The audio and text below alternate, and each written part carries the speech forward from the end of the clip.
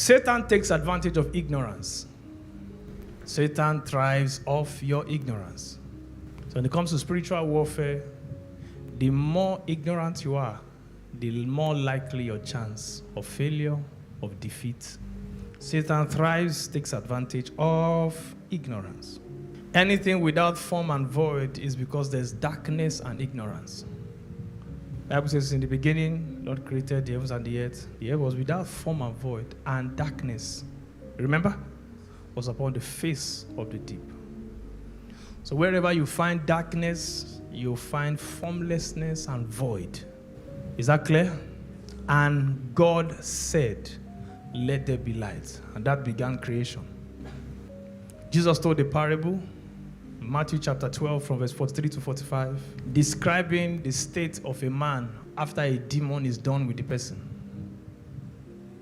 Matthew chapter 12, please. From verse 43 to 49. Together, 1, 2, go. When an unclean first, that already tells you when it comes to these spirits, they are unclean. They are responsible for unclean habits. Is somebody following what I'm saying? And unclean activities. When you see these unclean spirits enter into a man and make the man mad, you will notice that they are not comfortable in clean areas. You can tell. They like things dirty. Have you seen mad people before? Yeah, they like to scatter things and leave things dirty. That's how they are comfortable. You never see a mad person arrange things and put everything in order. The nature of the spirit within the person is unclean, scattered. I am hoping someone listening to me does not have their environment like that. So if in your room, in your house, all the plates that you eat with, as you just finish, they go under the bed and they think, what is that? What I'm saying, is it a lie? That person is living an unclean life, sponsored by the Holy Spirit or an unclean spirit. It's you that said it. It's not until somebody shouting, before you know that a demon is oppressing the person's life. Check your life. Are there things without form and void? Is darkness upon the face of the deep in any area of your life?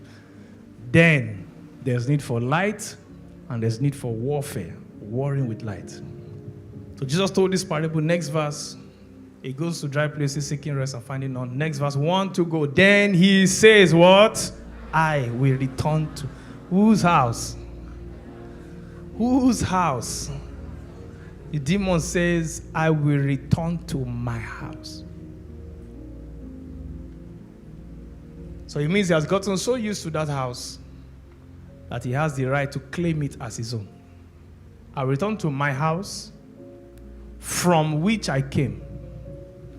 That also gives you some wisdom. I don't know if I will say it later on, but it's important to note that every demon you ever cast out will check in, will come and check out the house you cast it from. Did you hear what I just said? Yeah, be conscious of this. Every demon you ever cast out will come back checking in, just to check, we'll see what they want to check now. And when he comes, he finds it what? Everybody finds it what? And what? What does that tell you? It means before it left, how was the house? And out of order. Obviously, the house is empty because he has been cast out, right? And now it's swept. It means all the garbage it brought with it is out of the house now. That's why you notice once demons leave, usually whatever they came with leaves with them. Is that correct? Yeah. And the third thing is that there is now order in the person's life. Things are not moving the way it should move. Things are happening the way it should happen. The demon now goes to do what? Verse 45. 1, 2, go. 45 now. Then he goes and takes with him 7 other spirits more wicked than himself, and they enter and dwell there. And the last state of that man is worse than the first, so shall it also be with this wicked generation. Now, I'm telling you, as one who has cast out demon more than 3 times from a singular person, and each time was more violent than the last time. Understand what Kenneth Hagin is saying, that he leaves on meetings wondering if he should solve some problems or not, because he does not want them to be in a war state. Especially when you're not the pastor of the church and you can't monitor that person's discipleship process. You just meet somebody in a crusade ground somewhere, like a lady in Liberia, and the person was removing all the rings, not physical rings, removing all the rings and everything that the person was wearing in the spirit. I'm always asking the host, this person, Joe, what's your follow-up plan? Because I've not done her a favor by removing the demon. Did you get what I just said? Until the process of filling her up, that empty space. Because that's why that demon came back. If he came back and saw another tenant, will he come back? No. He came back. The problem was not with the fact that the place was swept or the fact that the place was in order. No. He will sort it out. He will put it back out of order. The challenge is that the place is still what? It's empty. It's empty. And so that's why when you cast out demons from persons, it's important that those persons are now filled with truth, so they can resist those demons on their own and say, you're not coming back here. All right? And they don't have to call you from whatever nation of the world and say, they've come again. No, please pray for me. No. So the person's last state is always worse. Please be conscious of this. Everything I am saying, everything I am teaching, I want you to be adding it to your mind. As you step out to help people, be conscious of the fact that anyone you help, surely from the grip of darkness, from deep issues, and you don't disciple, you have not really what? Helped the person. If in any case, you have even made the matter what? Worse. Why? Satan wars with wisdom. The last time you took me out, will I come back alone? Common sense is that you come back with more reinforcement so that it is more difficult to kick me out the next time. All right? Are you hearing what I'm talking about? So this was Jesus speaking about, demons. Paul was conscious of their operations. Jesus showing us here also was conscious of their operations. So it's important for every believer to be conscious of the operations. Are you getting what I'm saying? Of your enemy. Don't always go to an extreme. It doesn't make you demon conscious. It's good to know how they operate. Are you getting what I am saying? It's good to know. Some of these things can happen, as you read the scriptures, as you engage in ministry, and then you can even be taught by the Holy Ghost. You just understand how these things operate, and you're able to effectively do ministry and serve Jesus better. So clearly there, we see that demons live a person's life without form, live it without structure, without definition, live it in confusion and chaos. A man's life is in compartments. See your life like a mansion that has several rooms in it. What does this imply? It means as you enter into the house, it's possible that there are some portions of the house that will not have light for a whole month straight because you had nothing to do there. Is that possible? Yeah. There are some lights that might never come on. Don't forget, we've said already, wherever you find darkness, you will find demons. You will find void. You will find, what else? Orderlessness. What else? And so on and so forth. So your life is like a mansion with many rooms. And all those rooms have keys. Anyone you don't have the key to, that door will not open. We know that already, right? Yeah. But where I'm going now is that anyone in any room where the light is not on, in that room you might find the dominion of darkness. So I need you to be conscious of the fact that one area is working does not mean all areas will automatically work. You have to consciously make every area of your life work. And sadly, because many of us don't bother about certain areas of our lives until the time clock for it, until it gets to that time for it. Usually it takes a long time before we know we have a problem in one area. Let me try and explain that. There's no way of knowing now that somebody has a challenge, especially if you're a young person, a teenager. There's no way of knowing that you have a challenge with childbirth. Is there a way of knowing? Unless you want to sleep around, right? There's no way of knowing. So it means from the age of 14, 15, or whenever your puberty begins, till whenever you get married, you'll be completely clueless that there's probably a challenge in that area that needs to be addressed. Unless you do a research on whatever the trends are in the family and you intentionally kick that thing out. Usually it is until marriage. And then, of course, you will not know in the first 6 months. You will still assume 1 year, 2 years, 3 years. And then you realize, oh my God, this is a trend. There's darkness in this area and light needs to be installed. Did you get what I just said? Yeah. So usually the time clock of persons makes them to be relaxed when it comes to certain areas of their lives. As long as you're still under your parents, you might not really worry about the fact that there's a challenge in the area of finance. There's a very graphic example that, that we had. I think we can share. Very graphic example. So I challenged my wife a number of years ago. Because when it comes to the matter of finance, if you don't sort it out, destiny prosecution will be very complicated. So I challenged her. I said, God's hand is on your life as it is upon my life. I know it's traditional mindset that the man is provider, right? And so the woman doesn't need to worry too much. Is that correct? Yeah. So as long as things are happening in the man's life, we're cool.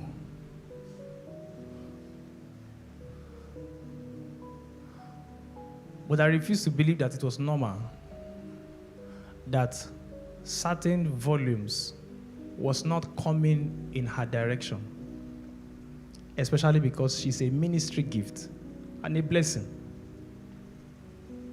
If you're not a blessing, you can say, okay, there's no reason for the people to communicate to you. Paul said, as you communicate spiritual things, people communicate in carnal things, right?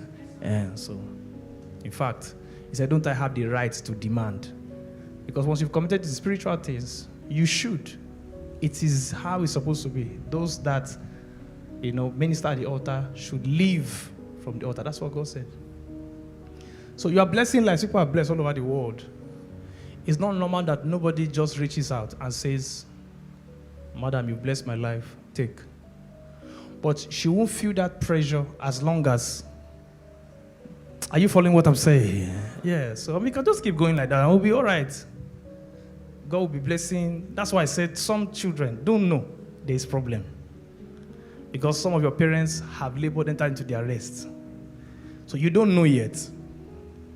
Because of certain time clocks, you're not conscious of the things you should be conscious of, and sorting out the things you should be sorting out now, early enough.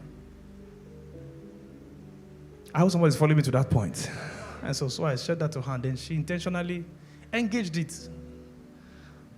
And said, this thing must stop. This thing must stop. And then one of those nights, I don't know how long it took. How long did it take? One of those nights, she has an encounter.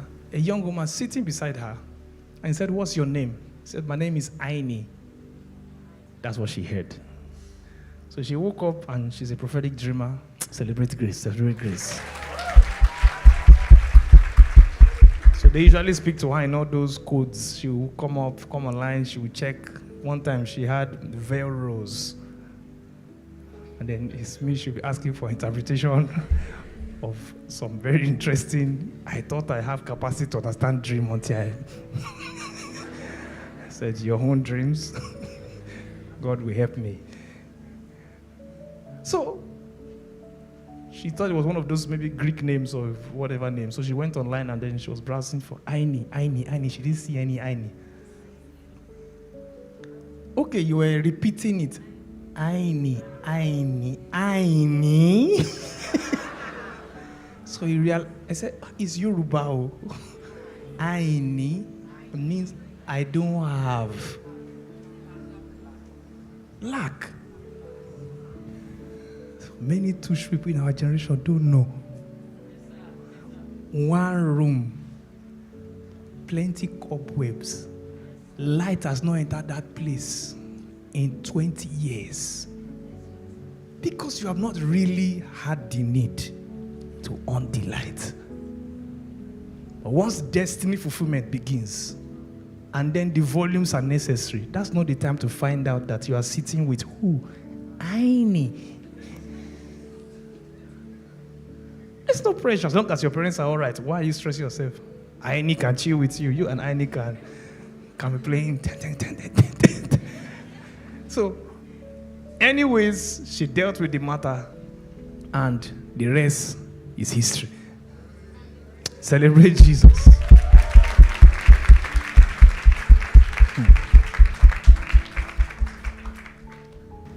Which areas of your life look like they are out of order? Write it out. Exam day is coming. It's not going to be a service. It will be a life experience. That's not the day to begin to trash things out. So write it out. This area, there's no light in the room. You can have another subtitle or heading. Suspected areas or suspicious areas. It means right now you can't feel the direct heat of the darkness because somebody else has light who is over you. Is somebody getting what I'm saying? That's what I've been saying the last few minutes. Somebody else is helping to give you a cushion effect, a soft landing. So you don't know yet that directly to you, nobody has ever looked at you. And because of you, not your parents. Somebody didn't get what I just said. Yeah. Some of you have parents who did the job. You know that there are favors you can receive because of them. Is that correct? Yeah. I remember I was in Abuja, just landed. Somebody had been in the flight, didn't say anything, didn't do as if he knew us from anywhere. And then after a while, we entered into the bus, shuttle bus to go from the flight to the airport building. And then this guy taps me, he was at my back, tapped me. Oyor. I said, yes, sir. He said, mention one strange year, 1994 or something like that. He said, your father, bless my life, blah, blah, blah, blah, blah. Please, take this $100, it's for your son. I said, this guy will not know. My challenge is that he will not know. He might not realize how much work, how much labor, how much ground clearing has happened before him. Can it be? He was born in my father's generation. Where will you see $100?